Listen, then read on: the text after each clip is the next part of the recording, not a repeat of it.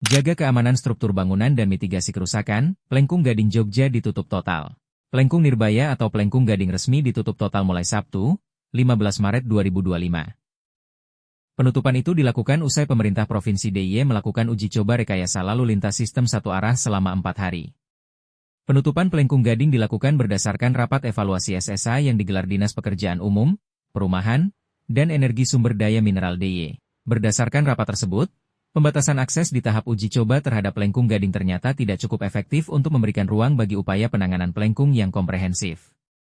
Dalam rapat itu, disepakati bahwa Plengkung Gading ditutup total mulai Sabtu, 15 Maret 2025, pukul 7 WIB hingga batas waktu yang belum ditentukan.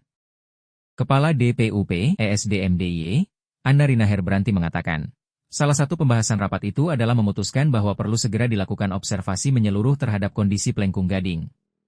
Proses itu mengharuskan penghentian total aktivitas di sekitar lokasi, termasuk lalu lintas kendaraan dan aktivitas pejalan kaki untuk mencegah risiko yang lebih besar. Tim Cagar Budaya dan proyek revitalisasi Benteng Keraton akan dilibatkan dalam proses mitigasi dan pengamanan kawasan tersebut, katanya. Kepala Dinas Kebudayaan DIY Dian Lakshmi Pratiwi menjelaskan, penutupan ini bukan hanya untuk menyelamatkan struktur Plengkung Gading, tetapi juga demi keselamatan pengendara yang melintas. Dian menyebut, dari hasil penerapan SSA, menunjukkan bahwa perlu adanya upaya konservasi menyeluruh untuk penyelamatan Plengkung Gading. Dari hasil penilaian, ditemukan bahwa kondisi Plengkung Gading ternyata jauh lebih mengkhawatirkan dibanding sebelumnya.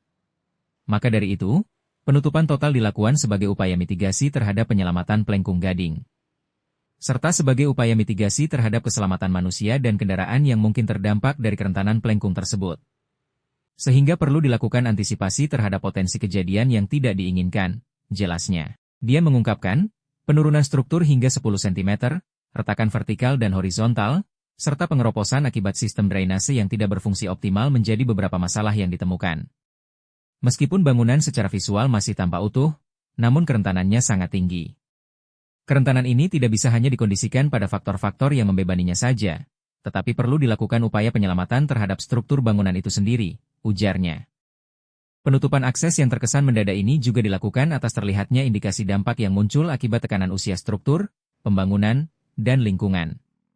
Terlebih setelah dilakukan pemantauan dan penanganan benteng sejak tahun 2015 hingga sekarang, di mana ditemukan bahwa akumulasi dampak yang muncul lebih parah daripada yang diperkirakan. Dalam menangani Plengkung Nirbaya ini ternyata masih diperlukan kebijakan penanganan komprehensif untuk memitigasi dampak tekanan-tekanan yang membebani bangunan, ucap Dian. Dia menuturkan, penutupan Plengkung Gading dilakukan secara total agar ada ruang dan waktu yang lebih maksimal untuk memetakan dan mendokumentasikan semua kerentanan. Selain itu juga meminimalisasi potensi-potensi kerusakan yang terdampak terhadap manusia dan lingkungan.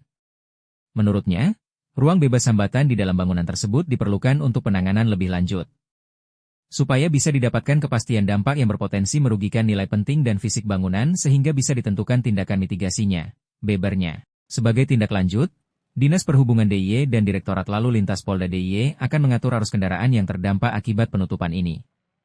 Pengalihan jalur akan disosialisasikan kepada masyarakat untuk memastikan kelancaran lalu lintas di sekitar kawasan Plengkung Gading.